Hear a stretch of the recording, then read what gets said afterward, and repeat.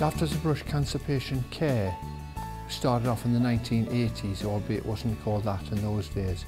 It was a general charity. It was funded by my business interests at Kelburn Holdings Group. And in May 2010, I sold Doxford Hall, which is a country estate north of Alnwick. From the proceeds of the sale, we put that into the charity and changed its name to Daft as a Brush Cancer Patient Care. And the ambition is to take the fleet from 13 ambulances that we've got now to 25, and to take the amount of patients who move from 200 or 300 per week up to 1,000 per week. Hi Maureen, it's Laura from Daft as a Brush. How are you this morning? Good, good. Just to let you know, we're on our way. We'll probably be about 10 minutes.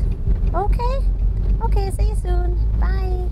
I saw a little advert in the newspaper, so I rang up and was told to go to the office for an interview, and I was accepted.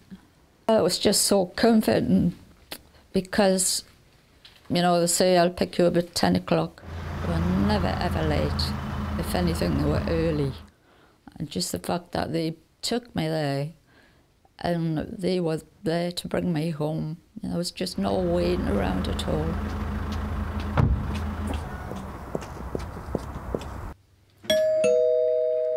Oh, I think that's them at the door now.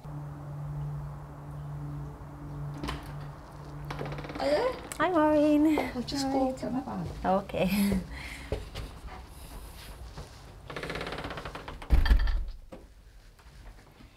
What exactly does a companion do and how do they help? Companion's there for the patient, just to help be with the patient, if they need any help, and just to be with them, a friendly face, and if they want to chat, we can chat to them and make them feel comfortable. The thing that many patients tell us is that the worst bit about having cancer treatment is the journey to hospital.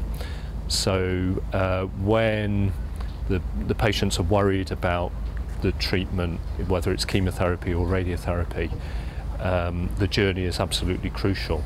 So the way people travel to hospital can often set the scene for what happens when they arrive.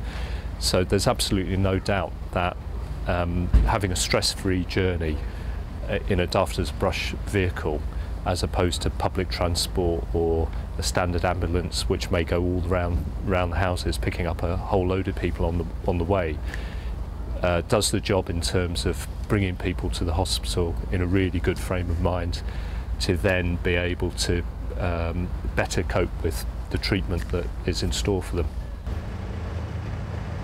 Since becoming a volunteer and having to deal with people who are in difficulties, really, it's changed the whole outlook on life. It's a remarkable place. It's a remarkable thing to do. Our volunteers are just fantastic, all of them. They do a superlative job, and from that point of view, it's really worthwhile. I became involved in the charity when I was a patient. I had cancer in 2011 and had some treatment. At first I was transported by the ambulance service. With the ambulance service 5 hours, it took less than 2 for Daft as a Brush. So it was a huge advantage. And it's very satisfying to be part of this team that's such a good team. Travelling to hospital for treatment is probably the worst part of the treatment. And so it takes away all the anxiety, and that in itself is a big step towards recovery. The names of the ambulances come about by our link with local primary schools. The children in the schools suggest the names, and we have humorous names like Twinkle Toes and names like that, and Biker Bluebell. And it's the children themselves who not only give us the names, but design the back of each ambulance, and they do the drawing that professionals then adapt for the ambulance itself. One of the ideas was we were gonna get one of the brushes, and then we're gonna put our uniform on. I quite like the Aintree ambulance. I think Daft as a Brush is an excellent charity for the children to be involved with, because it introduces them to the idea that there is a disease called cancer out there, but it's a very approachable way for the children to first come into contact. And I think there isn't a person in the world who isn't touched by cancer in some way in their lives, and the children get a very child-friendly introduction to a disease, and they begin to start to piece together how they can help a charity that's a local charity to them.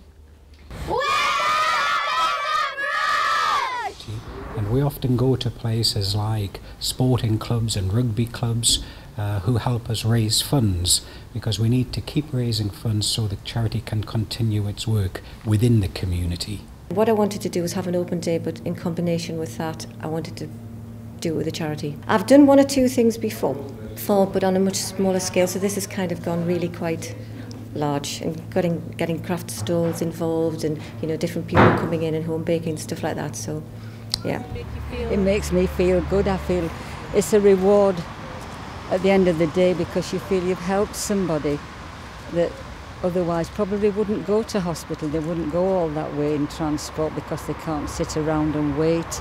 They want to be at home, and so they think, no, they don't want to go. But if they come with us, they know they're going to get there, they're going to get home with the least possible delay. Well, I basically wanted to give something back, because my wife suffered from cancer quite a few years ago, so that was the main reason, and to contribute to other patients, really. Would you like to help Daft as a Brush cancer patient care by either being a volunteer or supporting us with a donation? Please contact us via our website www.daftasabrush.org.uk. We're Daft as a Brush!